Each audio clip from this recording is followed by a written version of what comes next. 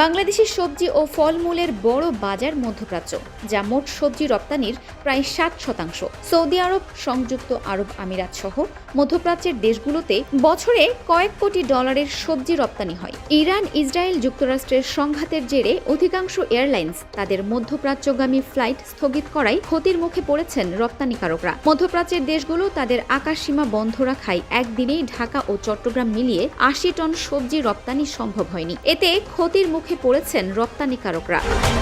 মধ্যপ্রাচ্যের যুদ্ধে শঙ্কিত পোশাক রপ্তানিকারকরা। আকাশপথের পাশাপাশি জলপথে বিশ্বের অন্যতম গুরুত্বপূর্ণ বাণিজ্যিক রুট হরমুজ প্রণালী বন্ধের ফলে শুধু জ্বালানি সরবরাহ নয়, পণ্য রপ্তানি বিঘ্নিত হবার শঙ্কা তাদের। রপ্তানিকারকরা বলছেন, জ্বালানি তেলের দাম বাড়লে সার্বিকভাবে উৎপাদন ও পরিবহন ব্যয় বাড়বে। এতে রপ্তানি খাত প্রতিযোগিতার সক্ষমতা হারাবে, যার নেতিবাচক প্রভাব পড়বে পুরো অর্থনীতিতে। শিপিং এজেন্টরা বলছেন, দীর্ঘমেয়াদে হরমুজ প্রণালী বন্ধ থাকলে গালফ ও দক্ষিণ পূর্ব এশিয়ার ট্রান্সশিপমেন্ট বন্দরগুলোতে মধ্যপ্রাচ্যগামী কন্টেইনার জট তৈরি হবে। এতে আমদানি রপ্তানি বাণিজ্যে নেতিবাচক প্রভাব পড়বে, বাড়বে পণ্য পরিবহন খরচ।